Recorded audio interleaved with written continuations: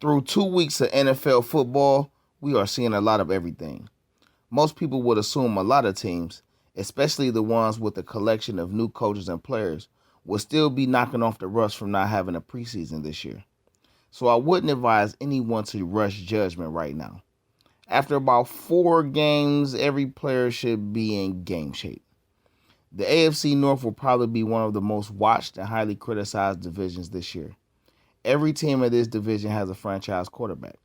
Every team has solid, if not great, ground attacks and multiple big play weapons to throw to in their respective passing systems. Half the division has tenured coaching, while the other half is still adjusting to new staff and front office assembly. 2 teams are constantly in title contender talks, while the other 2 are still trying to figure out their identities. But one team has the superior talent when it comes to this division. One team is a Super Bowl favorite, and one team just always finds ways to stay competitive and compete at a high level every year. So who are these teams? How much will strength of schedule influence each team's final record? Does the only veteran quarterback in this division still have it in him to lead his team to another division crown? Does the most athletic quarterback in the division have what it takes to lead his team to the Super Bowl as predicted? Does the most hyped quarterback in the division have what it takes to turn a franchise into a long-awaited success? And will the new addition to the division have a similar historical season to the one he ended his college career with? The Cincinnati Bengals, who were led by veteran head coach Marvin Lewis for a little over a decade and a half, are now led by second-year head coach Zach Taylor. Most of the coordinators and other coaching staff members are relatively young when comparing to average NFL coaching experience, but Coach Taylor does have a few notable veteran colleagues. Offensive coordinator Brian Callahan, 11 years experience. Special teams and assistant head coach Darren Simmons, 18 years experience. Wide receivers coach Bob Bignell, 13 years experience. Senior defensive assistant Mark Duffner, 24 years experience. Cornerbacks coach Steve Jackson, 17 years experience. Offensive line coach Jim Turner, 26 years experience. In year 2 of the Bengals rebuild, one could say they are set up pretty nicely. At the helm, calling the plays, is current defending Heisman Trophy winner and leader of last year's NCAA football champion LSU Tigers, Ohio native, and the current 2020 number 1 overall draft pick quarterback Joe Burrow. Burrow is surrounded with a few nice playmakers on the offensive side, starting with all-pro stud wide receiver A.J. Green. Green will be the main receiving threat for the Cincinnati team, and he will be joined on the outsides by receivers Tyler Boyd, who emerged last season as a steady threat, speedster John Ross III, and newcomer 2020 number 33 overall draft pick out of Clemson, T. Higgins. QB Burrow has a solid ground attack led by versatile power back Joe Mixon and a talented scat back in Giovanni Bernard. The offensive line is a work in progress, but headlined by last year's first round number 11 overall pick Jonah Williams. The Bengals may have arguably the best defensive line in the division, led by superstar defensive tackle Geno Atkins and defensive left end pass rusher Carlos Dunlap.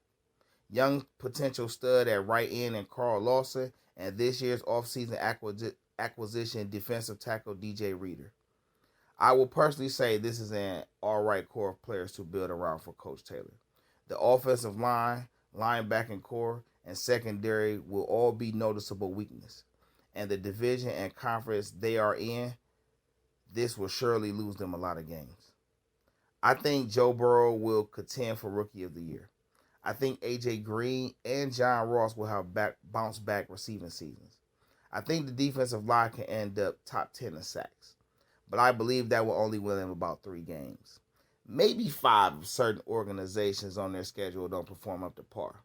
Though the Bengals have a predicted 6th easiest schedule this season, it is still considered the toughest one compared to the rest of the division.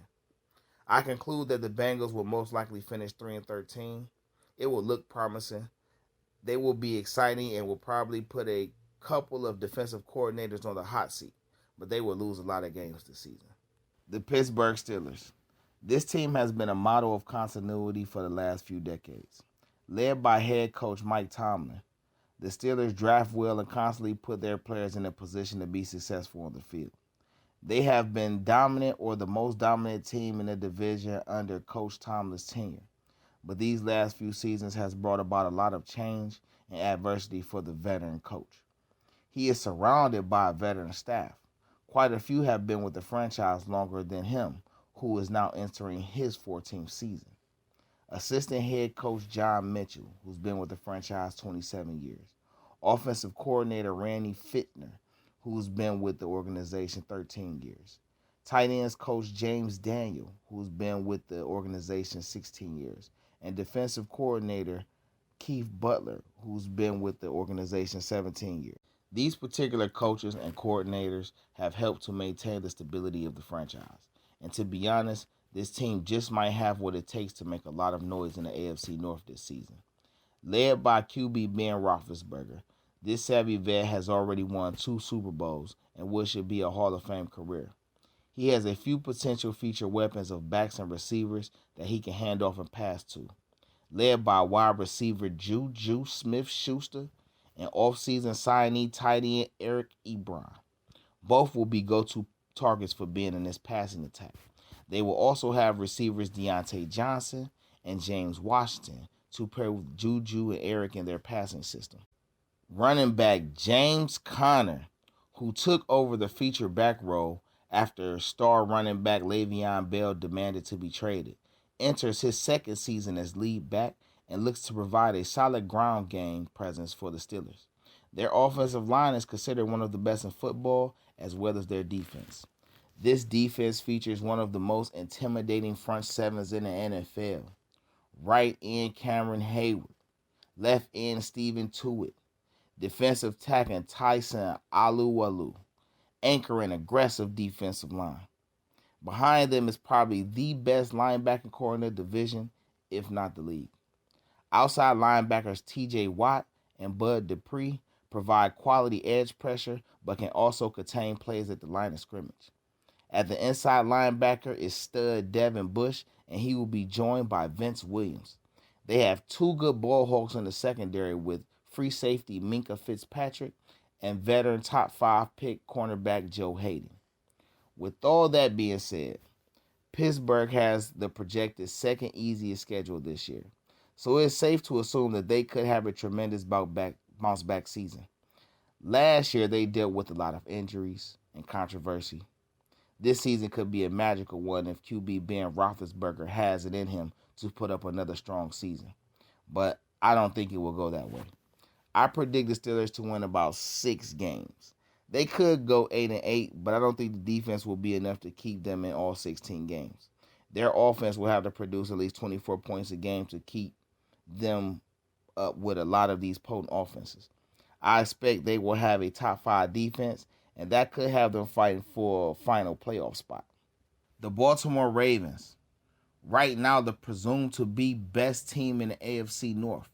This team features the NFL's most dominant running attack, and it is led by reigning coach of the year John Harbaugh, who is entering his 13th season as the head coach for the team.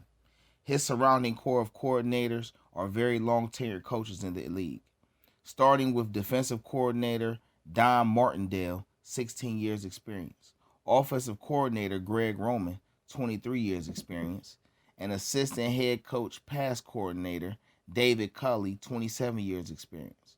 This highly praised Super Bowl candidate has a talented roster to work with. A lot of credit goes out to Hall of Fame legend tight end Ozzie Newsome, who up until 2 seasons ago handled all roster management, who put together a fantastic core roster of players for this Baltimore coaching staff to work with, starting with reigning MVP, third-year franchise quarterback Lamar Jackson. Mr. Jackson's combination of speed, athleticism, and deep ball throwing accuracy has made him one of the most difficult signal callers to game plan against. His favorite weapon, tight end Mark Andrews, is becoming a superstar in this offense, and last year's draft sensation wide receiver Hollywood Brown helps to give Lamar Jackson some very threatening talent in the passing game. But in the backfield, behind this versatile QB, is running back Mark Ingram and 2020 draft pick running back J.K. Dobbins. These 5 players have the ability to take over any given game. This collection of skill sets combined with what the quarterback position brings to this offense makes them one of the toughest to stop. They are lethal with the play-action pass plays, pistol formation plays, and a relentless running attack. They are even more lethal on the defensive end. This is a top 3 defense in the league, and they feature a lot of game-breaking talent on the defensive side of the ball. Cornerbacks Marcus Peters, Marlon Humphreys, and Jimmy Smith help to shut off outlets against the pass. This linebacking core has Pernell McPhee and Matthew Judon bringing consistent pressure from the outsides, while off-season trainee defensive tackle Calais Campbell and middle linebacker star Patrick McQueen help shore up things in the middle of this Ravens defense. They entered the 2021 season with the NFL's predicted easiest schedule, so I will safely say or assume they will win around 11 games. The key to this season for the Ravens: can quarterback Lamar Jackson consistently dominate games with his passing ability? Everybody will be daring Jackson to pass. Can he rise to the challenge? If he does, I could easily see them winning 14 games this year. I predict Marcus Peters, the cornerback, contends for Defensive Player of the Year, and running backs Mark Ingram and J.K. Dobbins can go for somewhere near about 2,000 yards as a duo on the ground. It will be interesting to see if Marquise Brown takes a big step in his development as the number 1 receiver.